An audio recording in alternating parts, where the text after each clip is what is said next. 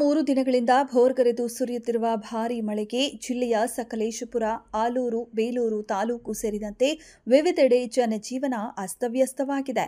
ಸಕಲೇಶಪುರದಲ್ಲಿ ಬುಧವಾರ ಇಡೀ ದಿನ ಮಳೆ ಸುರಿದಿದ್ದು ಹಲವೆಡೆ ಭೂಕುಸಿತ ಉಂಟಾಗಿದೆ.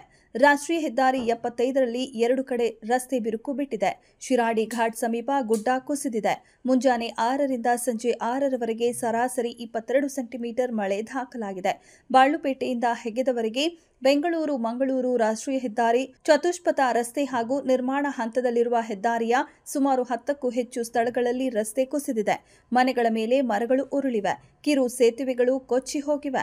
ವಿದ್ಯುತ್ ಕಡಿತದಿಂದ ಜನಜೀವನ ತೊಂದರೆಯಾಗಿದೆ. ಕೊಲ್ಲಹಳ್ಳಿ, ರಾಟೆಮನೆ, ಬಾಳುಪೇಟೆ, ಸಕಲೇಶಪುರ ಬೈಪಾಸ್, ತೋಟದಗದ್ದೆ, ಆನೆಮಹಲ್, ದೋಣಿಗಾಲ್, ಕಪ್ಪಳ್ಳಿ, ಕೆಸಗಾನಹಳ್ಳಿ, ದೊಡ್ಡತಪ್ಪಲೆ ಮಾರ್ಗದುದ್ದಕ್ಕೂ ಹೆದ್ದಾರಿಯ ಬದಿ ಗುಡ್ಡ ಕುಸಿತ ಕಂಡಿದೆ. ನಿನ್ನೆ ಸಂಜೆ ದೊಡ್ಡತಪ್ಪಲೆ ಬಳಿ ಸುಮಾರು 100 ಅಡಿ ಎತ್ತರದಿಂದ ಗುಡ್ಡ ಕುಸಿದು ಕೂದಳೆಳೆ ಅಂತರದಲ್ಲಿ ವಾಹನಗಳು ಅಪಾಯದಿಂದ ಪಾರಾಗಿವೆ. ರಸ್ತೆ ದಾಟುತ್ತಿದ್ದ 2 ಕಾರು ಮತ್ತು ಟ್ಯಾಂಕರ್ ಲಾರಿ ಚಾಲಕರನ್ನ ಮತ್ತು ವಾಹನವನ್ನ ಸ್ಥಳೀಯರು ರಕ್ಷಿಸಿದ್ದಾರೆ. ಕಳೆದ 4-5 ವರ್ಷಗಳಿಂದ ಈ ಪ್ರದೇಶದಲ್ಲಿ ನಿರಂತರವಾಗಿ ಭೂಮಿ ಕುಸಿಯುತ್ತಿದೆ. ಸಕಲೇಶಪುರ ಪಟ್ಟಣದ ಆಜಾದ್ ರಸ್ತೆಯ ಮಲ್ಲಮ್ಮನ ಬೀದಿಯವರೆಗೆ ನೀರು ನಿಂತಿದೆ. ಮಳಲಿ, ಕೊಣ್ಣೂರು, ವಡೂರು, ಹೆನ್ನಳ್ಳಿ ಸೇರಿದಂತೆ ನದಿಯ ಅಕ್ಕಪಕ್ಕದ ಭತ್ತದ ಗದ್ದೆಗಳು ಜಲಾವೃತಗೊಂಡಿವೆ. ಜಾನಕೆರೆ, ಐಗೂರು, ಹಾಲೆಬೇಲೂರು ಸೇರಿದಂತೆ ಹಲವು ಗ್ರಾಮಗಳಲ್ಲಿ ಹರಿಯುವ ಕಿರು ಹಳ್ಳಗಳು ಸೇತುವೆ ಮೇಲೆ ಹರಿಯುತ್ತಿವೆ. ಜಿಲ್ಲಾಡಳಿತ ಮುನ್ನೆಚ್ಚರಿಕೆ ಕ್ರಮಗಳನ್ನು ಕೈಗೊಂಡಿದ್ದು, ಗ್ರಾಮ ಲೆಕ್ಕಿಗರು, ಕಂದಾಯ ನಿರೀಕ್ಷಕರು, ಪಿಡಿಒಗಳು ದಿನದ 24 ಗಂಟೆಯೂ ಜಾಗೃತರಾಗಿರುವಂತೆ ಆಲೂರು, ಬೇಲೂರು ಮತ್ತು ಸಕಲೇಶಪುರ ತಹಶೀಲ್ದಾರರಿಗೆ ಸೂಚನೆ ನೀಡಿದೆ.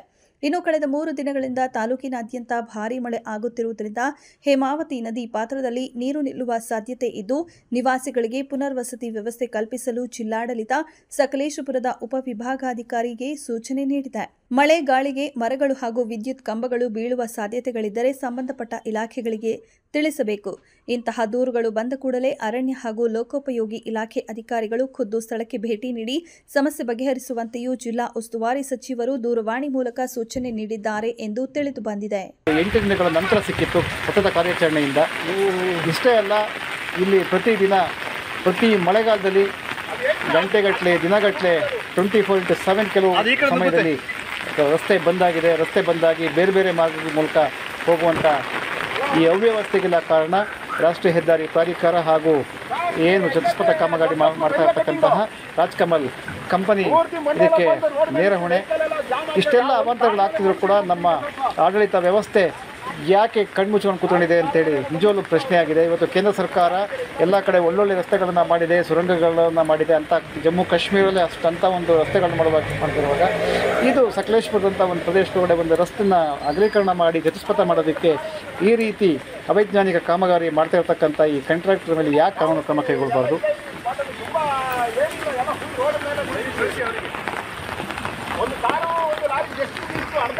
ಫುಲ್ ಜಾಮ್ ಆಗಿದೆ. ನೀವು ತುರ್ತು ಕ್ರಮ ಕೈಗೊಳ್ಳಿ. ಓಕೆ ಏನು ಫೋನ್ ಮೇಲೆ ಫೋನ್ ಮಾಡ್ತಿದ್ದೀರ?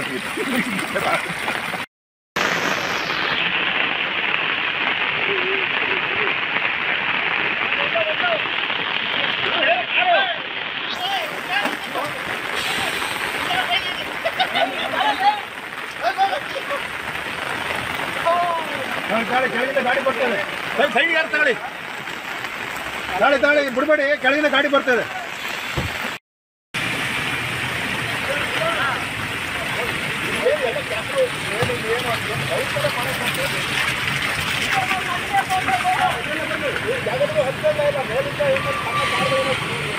ಜಾಗ